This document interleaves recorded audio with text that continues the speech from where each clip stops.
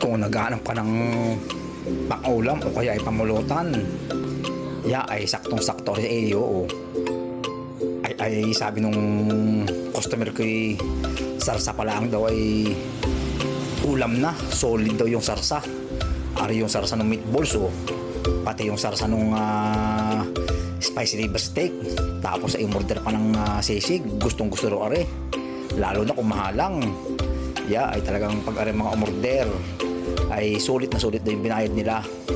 Tapos ay umorder pa ng Shanghai, ay sold na sold daw sila din at dahil purong laman, wala daw mga extender o kung ano pa man.